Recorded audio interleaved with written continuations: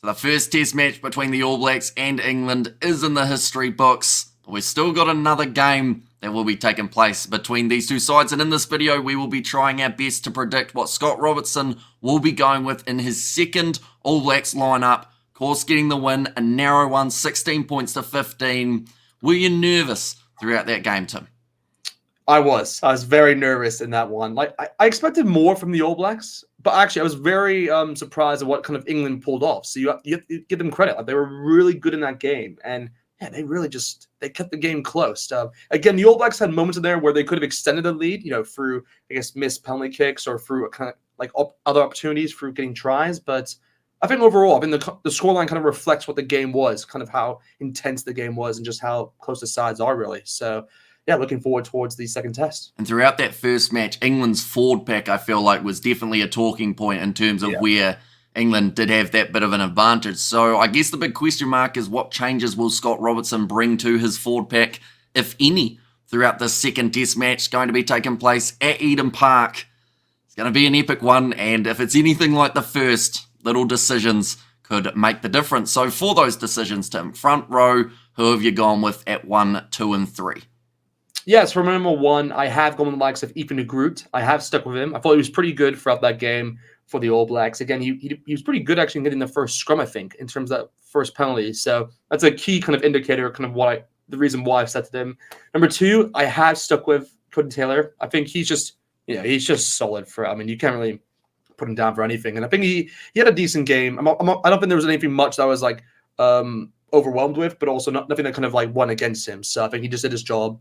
So, yeah, he gets into my team. And, yeah, for the third one, however, this is actually where I have made a change. I've taken Tyrell Lomax out, and I actually have put Tamati Williams in. So that's my change right there. We'll see if it works or not because, again, Tamati, he's known to kind of come off more the bench, I'd say, for what we've seen without the Crusaders for this year within Super Rugby. But at the same time, he has the capability to kind of start. And, he gives you that kind of, I guess, that experience from a scrumming position, which is what Tyrell Lomax is known for. So I think it's just he offers kind of just a different kind of build in terms of player, and it would be cool to see him kind of get a starting opportunity. So that's the reason why I've gone with him there. And a player who actually missed out completely in terms of the selection for the last game. They have got him down more so as a loose head prop, but he does offer tight head, like you've said there. Will be interesting to see if they do go with him. Now, for myself, I've gone with Ethan de Groot as the number one, like you mentioned, got an early penalty. That first scrum of the game was a little bit confusing. All Blacks flattening out, but it did seem like maybe the reason they flattened out was because England did take that little bit of a step back, but they did adjust well after that penalty, and it seemed like after that point, both of the sides pretty even. When it came to scrum time, number two, I have gone with Cody Taylor.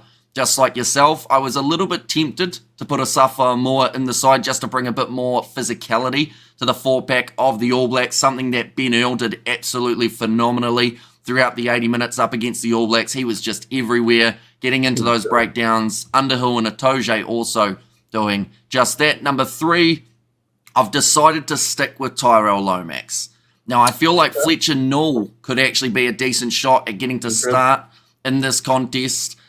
I think that Tyrell Lomax, he maybe didn't have the best day at scrum time. He was having his hands full, first of all, with Joe Marler, then the youngster Finn Baxter, but I think if this is the combination that they want to use moving forward, they probably will go with it 2 games in a row just to build up that bit of chemistry. In terms of the locking duo, for myself, I have gone with no changes here, even though it was a little bit tempting. Tupavati off the bench did look very decent for the All Blacks, but I've gone with Scott Barrett at number 4, and I've gone with Patrick Tuipulotu as the number 5 lineouts. Throughout that first game, I think they were pretty interesting overall. Maru Atoje making it hard work for the ABs. But Scott Barrett, first game under his belt as captain, probably a little bit closer than some were anticipating. But they had to dig deep.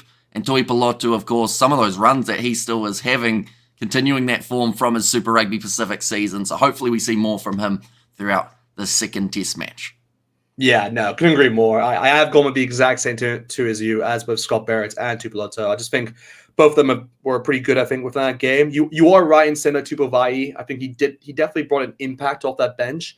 But we also have to remember that all three of them were in it. Like, it wasn't like one was replaced. Like, all three of them were playing because, of course, Scott Barrett was shifted towards the 6. So it's interesting to see if they do that tactic once again. Because, again, we've seen that in the past where Ian Foster tried to do that kind of with Scott Barrett. I'm not a big fan of kind of putting locks in the number 6 spot. I just think it's a waste, in my opinion. But I understand the reasons for it because you want to kind of shore up that kind of set piece. But I just think the All Blacks, hopefully they don't go in that direction. But look, I have gone with Tuipulotu and with Scott Barrett. I think both of them were pretty solid throughout that game. So yeah, those are my two there. The big thing here for the All Blacks will be avoid injury.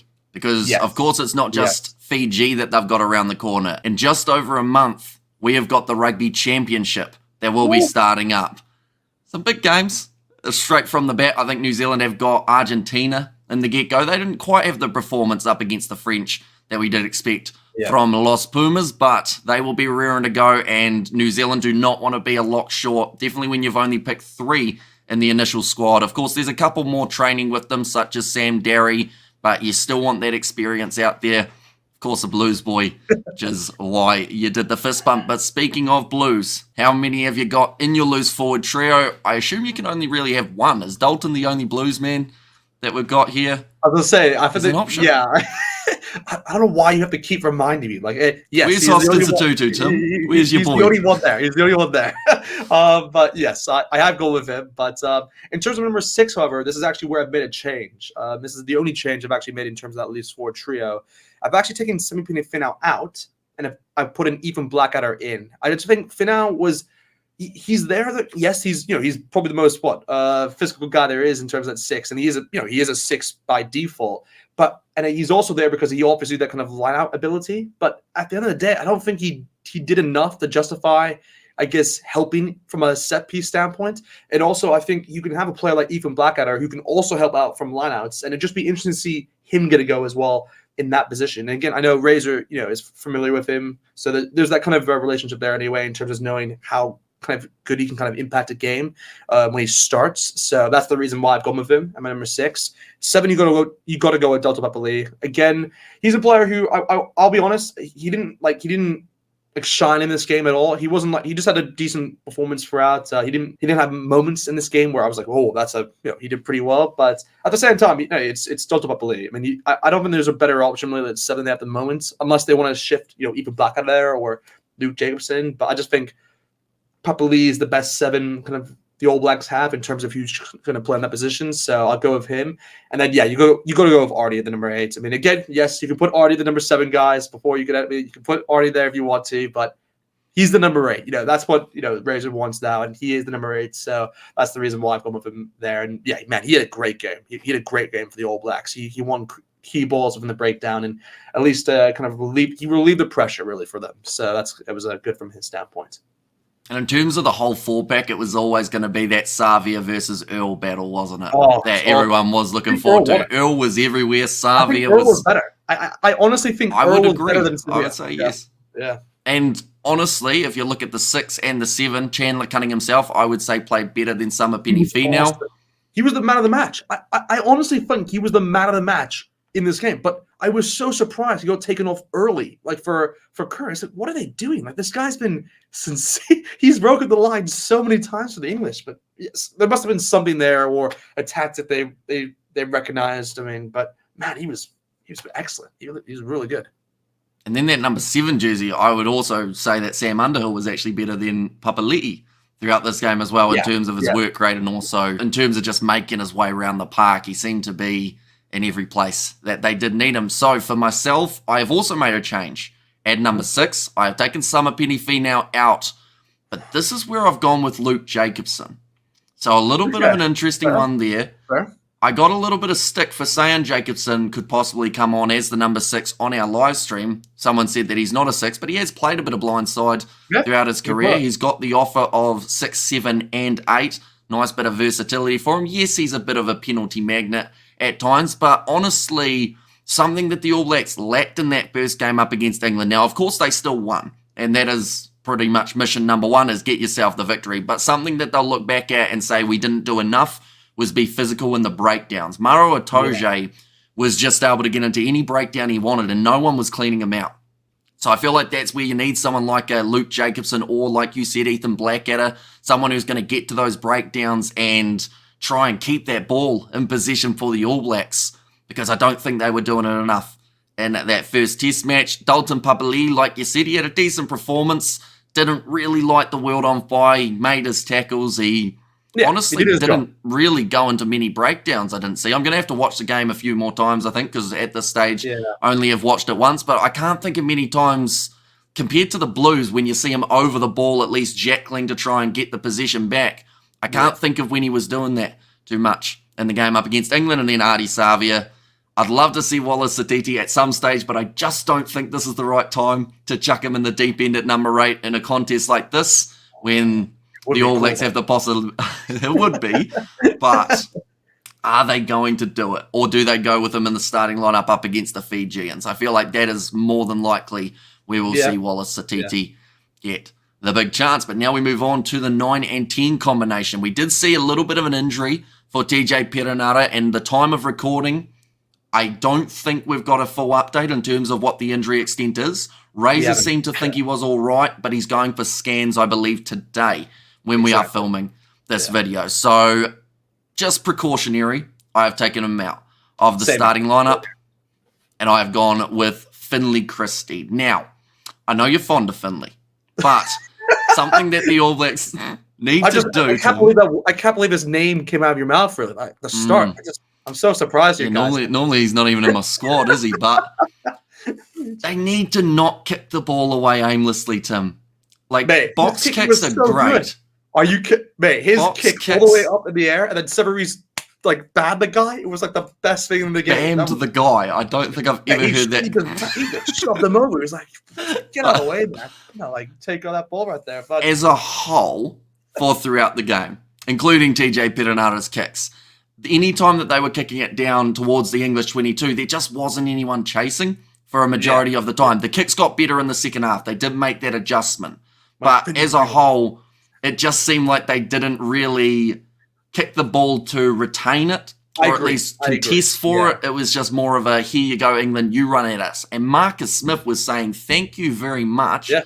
We will do just that. Chuck it off to George Furbank. Yeah, exactly. And they were making the meters for fun. So if they can get those up and unders and have them contestable, that's the big difference. Rather than just kicking for the sake of kicking for the sake of making meters and getting that ball back, I think they'll find a lot more success, which is why I've gone with Finlay Christie in the starting lineup rather than maybe an uninjured TJ Perenara. I can see you nodding very happily at the moment. It's great to see this. I would love it if Razor doesn't put him in the starting side now. Just to rub it in. He's going to call up someone from, like, he's not even part of the All Black squad right now. He's going to call up someone. He's going to bring Cortis Ratsma as the starter and then get another guy off the bench. That's somehow it's going to happen. And you're going to be like, man, this is the best thing that he's ever decided on. We'll see. Like, I can admit when Finlay Christie has a decent game. He had some good moments. He almost got that turnover near the end of the contest, which I thought was very close. Like, I mean, I thought he got it, but at the same time, I can understand maybe there was he was only maybe getting like the head of the player, or like he wasn't on the ball directly, so maybe that's the reason why. But he was there for a while, so I was like, okay, maybe just like, I don't know, there's something there. But yeah. What do you think of that last All Blacks penalty, Tim? The last All Blacks penalty.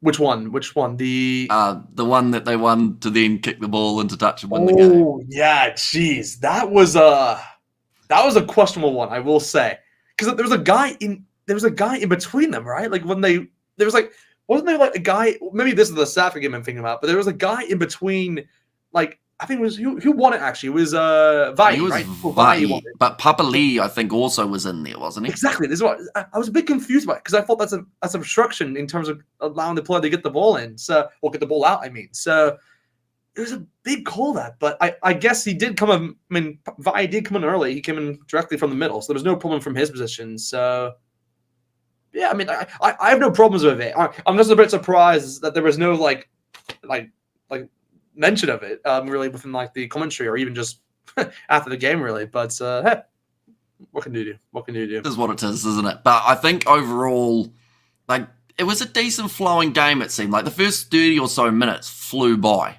And before we knew it, we were almost at halftime. And I feel like overall, a lot of people have said, this is what I've heard, it's just rumours. Please do not get angry. They've said that it was their favourite match of the weekend in terms of the competitiveness of the contest. Now, of course, Ireland versus South Africa, a lot of people were very happy with that game as well. But I think in terms of going right down to the wire, of course, Ireland trying to fire back in their game, but it just seemed like it was always they were chasing it, whereas that one, that penalty, if it went the other way, England could have found themselves with the victory. But speaking of victories, New Zealand could have almost already had that one in the bag without the threat of an English penalty if this man, Damian McKenzie, had taken that kick before the 60 seconds. Now, I am keeping him at number 10. I know a lot of people, because he missed a couple conversion attempts and also didn't take that last penalty, were saying that they may not put him in the starting 10 spot. But I honestly think, first game for a while, they've got to give him more time under his belt. That is another reason why I think Cortez Ratama could maybe get a start in this game, just because of that Chiefs combination. Could be a possibility. But Damian McKenzie, he is my starting fly half. Well, yeah, I mean, for me, no matter what, McKenzie is my 10. I mean, you got to bat the guy. I mean, I've said this several times throughout my channel, I think within actually a few of yours, actually, where we have to kind of like let him play and kind of let him have a few games under his belt even before we judge him. Because I think he has to play at least like the whole of this year, to be honest. Like, I think we have to give him like the whole of this year to kind of judge his game and just see how he kind of adapts and towards that starting position. Because again, we've seen him many times play at the 15 spot. Yes, he has started in there, but like it's the 10. It's a very different spot for him. Like, this is where we have to kind of see what he can do in there. And I hope he does well, because man, he's a heck of a player. So I really hope he just proves everyone wrong, really. Just does a piece of a job, really. But yeah, he's my 10. And then same as you, I have gone with Finlay Christie here. I just think it's one of those where it is a tight call, I will admit, because you are right with Cortez Latsma. There's that chemistry already off from a 9-10 combination with the Chiefs. But I think Finlay Christie he is suited for this game. That's the thing. Like we saw it literally right off the back, like when he came off in that halftime. I mean, it was very unfortunate for TJ. Like, man, that was like when I saw the replay of that, I was like, I didn't first see it, but then of course the referee had like the perfect vision of it right in front of him. But man, that's hopefully this isn't serious for TJ, because that would suck, because he's at not the best history really in terms of injuries. But yeah, Finlay Christie, I thought he did a solid job. I think there was only like one moment in the game where I thought he could have, like, I was a bit, I didn't know what happened, like where they had a scrum and like he didn't come towards the scrum, and I was like, mate, just get the scrum. Like, the guy said use the ball, but I assumed there was a play where like the number 8 was like meant to pass in the ball, but there's like, I was like, what's happening? So I was a bit confused with that moment. But overall, Finlay Christie, I thought it had a solid game, and deserves to be in the number 9 spot. Yeah, like you said, TJ only just returning from pretty much a 2-year layoff from ACL and whatnot. Crazy.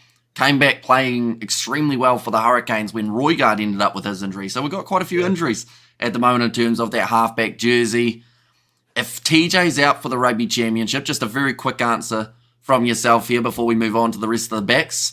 Who is your next halfback? You going for Lau Fakatava, or is there somewhere else? Yes. Is Razor going to go with Noah Hotham, the young Crusader?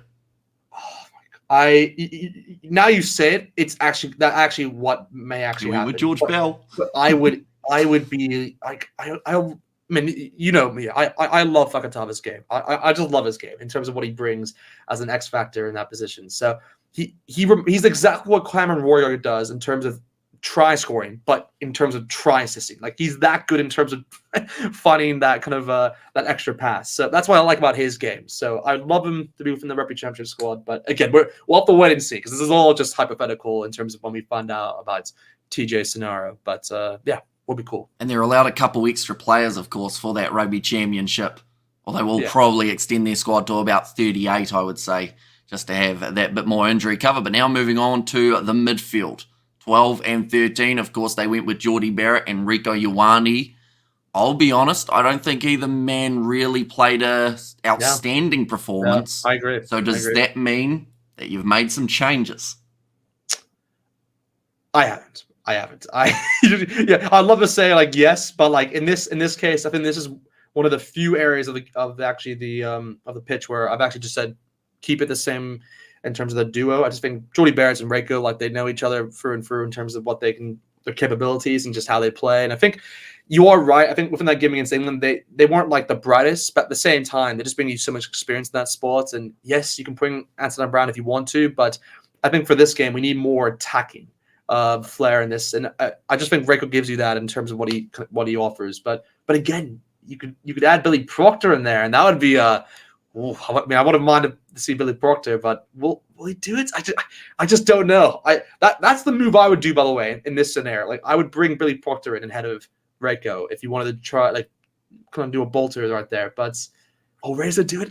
I just don't know. I mean, that's why I've gone a bit safe there, I will say, with going with Jordy Barrett and Reiko. I've gone safe as well. I've gone with the Jordy and Rico combination. Like I said, neither of them really having a tremendous performance, although I think some of that was down to the fact that England's rush defence was working extremely well, and it just seemed like the All Blacks, the only counter that they had for it at times was to throw that big wide cutout pass, skip the centres, and then go to the winger. So that actually took away a lot of possession from Jordy Barrett and Rieko Ioane. Barrett's kicking, once again, a little bit similar to TJ Perenara's throughout that first half. He's got to make it contestable. We know how strong his boot is. We know how hard he can kick the ball. Get a little bit more height on that. Have the wingers chase it. And then you get yourself a contestable situation. But yeah, I want a big game from Ioane. If Razor does end up selecting him, like you've said, I would probably as well go with a different 13 in this contest just to mix it up a little bit. But I do think that Barrett and Ioane is the combo that the ABs will go with. But now we move on to the back three. This is where I have got one change in total, and that is on the left wing. Now, Mark Talia, he had a pretty good game overall. He was great with the ball in hand. Defensively, I am going to say it, it's not going to be popular. Did seem like he was, like, the only word that I can use to describe it is a really bad sounding word, and that's lazy in defense. But there were times, see what I mean? It just doesn't sound good, does it? But he was slightly, like... No, I get it. Yeah. There were times where he was just jogging as England were making a clean break down his wing. And he was just kind of, dawdling after them, going, someone will get that tackle and then I'll be there. But, he was another player that I thought when it came to those kicks and behinds, he should have been right there in the face of Marcus Smith and Furbank. But it just never really happened that way. Caleb Clark, I think the power game that he will bring might be just a little bit better, although Talia, very slippery out on that wing. We have seen time and time again. You're so good. I want to see Caleb Clark. I want to see what he can do as that 11, bit more size as well. I think that the only real size that the ABs did have in terms of stats was actually Barrett in this back line, although Talia did relatively well for the second biggest man in that back line. But I'd like to see Caleb Clark. I feel like he's had a good enough season for the Blues. It's just whether or not that rib is injured for whether he is able to play, but he was warming up before the game with the side, so I think he'll be all right. Number 14, a man who was definitely all right throughout this game, that is Sevu Reece. He stepped up throughout that game for the All Blacks, and to be fair, he had to. Scored himself that first try off the cross kick. Damian McKenzie also got that 50-22 for the All Blacks when they were under extreme pressure from England. Yeah. And also just looked relatively solid when it came to general play, so I kept Reece in there. And number 15, a man who I thought also looked very solid, and then he was taken off pretty early, but that is Stephen Perofeta. I think he proved a lot of people wrong in this game because people saw him in the starting side and said, we don't like Beauden Barrett, but why isn't Beauden Barrett the 15 in this contest?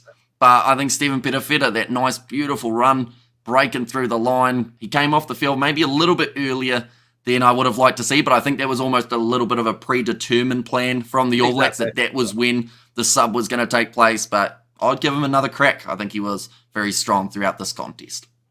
Yeah, well, as usual, we've gone with the exact same back three here. I have also made the switch there with Martele and Caleb Clark there. I just think you are right. I think Caleb Clark he just adds that X factor ability and how just the season he had for the Blues. I mean, you just can't go past it. He was the best winger within Super Piece, so yeah, I mean, hopefully his ribs are good. I think, like you said, he was part of the warm-up and all that, so he should be available for the next test. And, man, it's going to be good to have him because, I mean, he's a player who can definitely, kind of like what you were saying with Martele, what he didn't offer in terms of, chasing for that ball and high kicks. Caleb Clark will do that. Like, that's part of his game. So, yeah, I'm looking forward to see him a part of this test if he can be. Yeah, similar to you, I have gone with Sever Reese as well in that 14 spot. I mean, yeah, got a try for himself, had a solid game, and got that 50-22, which was out of nowhere, really. But it was a pretty cool moment in the game. And then, yeah, Stephen Perafeta, just, man, he really just had a very solid game throughout. I mean, there was no really mistakes from him that I could really think of. His high balls are really good. He kind of targeted the right areas. That sidestep past Ben Earl, I mean, that was probably the only, I guess, one mistake Ben Earl made in the whole game, really. Yeah. But isn't it ironic, though? The one mistake the man makes and it leads to a try. He does that's 20 other tackles. Sporty. People are going to capitalize on your 6. So that's it right there. And I think, yeah, Perafeta overall, very impressed by him. He definitely deserves to get another shot in terms of that 15. Yeah, looking forward to it. Well, that leaves us with the bench now. Once again, 5-3 split, I assume, for yourself. Have you made many changes compared to what we saw last week in terms of that bench? I know that for myself, I've got very limited changes. I believe 2 in total in my overall reserves. About yourself? Yeah, I mean, I've had to make a few changes here just because of the players I've selected within the starting lineup. But yeah, in terms of my off the bench, I have come with a Safa Moore once again to come off the bench as the replacement hooker. I thought he was pretty good actually coming on to the game. You know, kind of injected a bit of energy, so I thought that's pretty good from him. I have then gone with Obviously Fassi. I mean, I liked him a lot actually. He actually had a solid game actually off the bench. I thought he won. I think he won a penalty actually for the All Blacks in that one. So yeah, he had a good game, I thought. And then yeah, this is actually where I have put Taro Lomax in. So again, there's just more of a switch to the bench. I mean, I'm not sure that'll make too much of a difference. I was actually considering Fletcher Newell as well as Tossie. I mean, Tossie would be interesting to see in this game. I just don't think they'll do it though. Kind of similar situation to what you said with Satiti. Just I think he's probably going to be that for that Fiji game where they kind of think about him. But yeah, that's the 3 I've gone with there. Okay, so pretty similar for myself. I've gone with Asafa Moore as my number 16. I feel like he had some good moments in that second half. Maybe just didn't quite get enough opportunity with the ball in hand, as well as, like I mentioned, they had to bring that physicality. And I feel like in the second half, when the subs came on, we actually probably saw a bit more physicality from the All Blacks, evening it out a bit. But then we also did see the kicking game ramp up, which meant that those boys didn't quite get to do as much in those breakdowns. Ofa Toinga Fasi as my number 17, and then Fletcher Newell once again at number 18. For myself at 19, I have once again given Tupavai that opportunity, and then number 20, I did go with Ethan Blackadder. So a little bit similar to yourself, how you had him in the starting lineup as the 6. I've gone with him off the bench, just once again, same as Jacobson, that versatility of being able to replace either whoever is at 6, 7, or 8 throughout this matchup. So seemed like a safe bet to have one of those 2 as the number 20. Yeah, no, I like it a lot. I mean, yeah, similar to you, I have gone with Tupavai. I mean, you just got to, really. He's like really the only other option there in terms of those locking spots. But this is actually where I have made a change to you. I've gone this is a tactical reason why, but also I just want to see him play. I've gone with Wallace Atiti. I've gone with him to be a part of this game. And the reason for that is because of what the All Blacks did in that first test and how they used Tupavai as, well, they put him into the lock position and then they put Scott Barrett as the 6. So it kind of makes me think, okay, that's kind of like there's some cover there in the 6. But what you could do is that you put Sevilla at the 7, or you put Papa Lee. It depends what you want to do, but you put Sevilla at the 7, and then you put Satiti at the number 8. Like there's a few combinations you can kind of fix around there. So yeah, so I want to see it happen, and it would be awesome to see kind of a Ben Earl versus Satiti kind of battle within the second half. So yeah, I mean, it'll be interesting to see if it can happen or not. But I know it's an ambitious one. I will admit that is definitely ambitious to see, but it's the one I want to see. So we'll see what happens or not. I mean, I like it. Wallace Atiti, he showed his work rate throughout Super Rugby Pacific. So if he was to come off the bench, of course, being a little bit more fresh, he would end up, I would assume, just flying all around the park like we normally see from Ben Earl. The craziest thing about Ben Earl's performance was he seemed to actually get more active as the game wore on. I noticed, like, early on, we didn't see a huge amount of him, and it seems to be that as soon as his teammates start to slow down, that man somehow speeds up, and he just keeps on going. Like, there was a bit of play that had maybe 10 phases for England, and he was involved in about 5 of them. And you started to wonder whether or not any of the other forwards were actually getting involved in the action, but he's certainly going to be one they have to watch out for in that second game. Perhaps Wallace Satiti versus Ben Earl later on in the contest, like you mentioned, could be a very exciting one. Looking through now at the back replacements. 21, 22, 23. I've got a couple Chiefs as the men here. Have you got Cortez Ratama or have you got TJ Perenara? Oh, you've gone with Cortez. I've gone with Cortez, yeah. I've just put him out of my thinking, like I said, just because we're just not sure about what his scenario is at the moment and if he's available or not. So that's the reason why I have gone with Cortez in there. Okay, so that leaves you 2 spots. Same as last week, or have you gone with a bit of a mix-up? It is a mix-up because it is actually a switch to what it was last week, because I actually had put him as my starting 15, but I have put him as my number 23, and then, of course, 22, I've gone with Antonio Brown. So, that's kind of the changes there. I think Antonio Brown was solid. I think coming off the bench, there's really no errors from his perspective, I think. Again, I don't think he got a lot. Really, all the centers weren't really heavily involved in the game, to be honest. But I think Bowden, this is bad for me, but I just can't think of any moments he had in this game. Maybe there is one that I'm just forgetting off the back here, but there wasn't anything like that kind of like just sprung to mind. I'm like, man, that was a clever play or anything like that. There wasn't anything like that. But hey, it was still good to see Bowden Barrett back in New Zealand playing for the All Blacks. So I was happy from that front. But that's my 23-man squad there. Righty, so for myself, I have also gone with Anton Linnett-Brown as the number 22. I'd like to think that he would at least be in contention for that number 13 jersey for this matchup, just because throughout the Super Rugby Pacific season for the Chiefs, games that he started, he seems to have a lot more of an impact in than the games that he does come off the bench. And I'm wondering whether or not having someone like a Rieko Ioane off the bench for the All Blacks, having that pace late in a game when the opposition, with the exception of Ben Earl, is starting to tire, then maybe that is when you start to get a few more opportunities. But yeah, Rieko, there was that cross kick that we saw from him. I think it was Damian McKenzie, and Rieko was out on the wing chasing after it, and it just seemed like he was going to be able to get to it, but he never quite found that afterburner to be able to reach out. So hopefully in this next game we get to see that pace purely in action and a little bit more heavily involved. He had a few runs, but they did very well to shut him down early with that rush defense. There was one opportunity where they should have passed him, and it was like a 2-on-2, like where it was like they got the ball. I mean, they were inside their own 22 here, so it was going to be an ambitious play if it was the workout or not. But they got the ball out wide. It was to Artis Avia, but he passed the ball back inside to McKenzie, and of course it was a forward pass. But there was like Rieko right there next to him, and then like I think Severese, and I was like, man, you're going to beat like the players they had right on the next to him. I was like, man, you're going to beat them. Like just pass the Rieko. That was like his moment. But no, it's just what happens. So yeah, like you said, well, it'll be interesting to see if he can kind of make an impact in this game or not. Unfortunately, that is rugby, isn't it? Sometimes the most open gap just doesn't get found. I was so frustrated. And then, see, like you said, that was probably his best chance. Severese on the outside, I think it was a 2-on-1 as well on that side, but Savia decided to opt for the inside ball. But then saying that, McKenzie was also through. So it's a tricky one. It was just the fact that it was Ford that then caused the issues. Bowden Barrett, here's my number 23. Now, normally I am opposed to Bowden's chipping that he does every 5 seconds when he is on the field.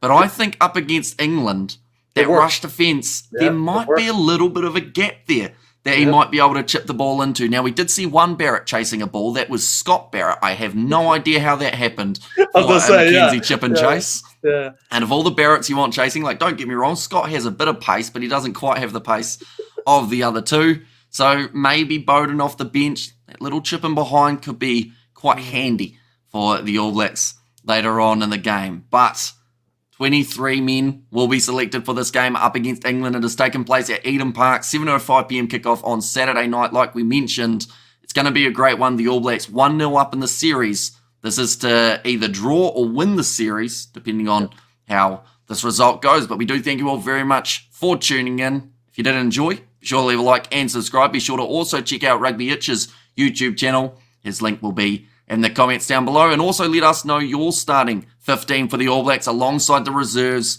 See how similar they are, but this is of course what you think Razor will go with, or you can do your own as well, because I feel like, just speaking from myself and also for yourself in this scenario, Tim, I think Gaz would be a little bit different to what we think Razor would go with in this scenario.